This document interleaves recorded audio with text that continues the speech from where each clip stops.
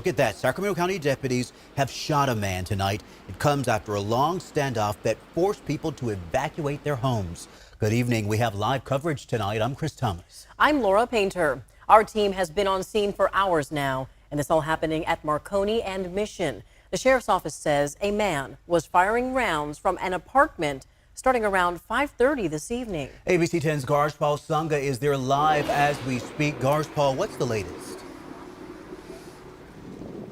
Yeah, Chris and Laura, very intense situation that played out here about 30 minutes ago, and it was about 4.5 hours worth of standoff that just ended here just before 10. So as I step out, you can take a look. It is still an active investigation, as right now police are conducting an officer-involved investigation as police are trying to figure out exactly what happened here, what started all this, why this situation happened, but also they need to figure out exactly what led up to that situation for that officer to open fire. As it was mentioned, it started around 5:30 this evening when the Sacramento County Sheriff's Office began receiving 911 calls of a man opening fire from an apartment.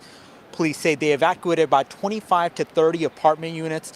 People did tell us that the police did tell us that they did not have any pressure, that they did not put any pressure on this man to come out, but obviously his actions would dictate. So we're trying to figure out exactly what happened here for the officers to begin opening fire, but we're told that person was hit, taken to the hospital, right now is still alive. So we're trying to get more information as to what exactly happened here, but we don't know exactly what happened other than if mental health was a factor at all. But the sheriff's office hasn't told us if there's any previous history with this man. But right now, roads are still closed here at Mission and Marconi Avenue. So we're continuing to get more information, try to talk with Sergeant Amar Gandhi to try to figure out exactly what happened. But we do know that one person was shot by a police officer after 4.5 hours worth of standoff. Chris and Laura.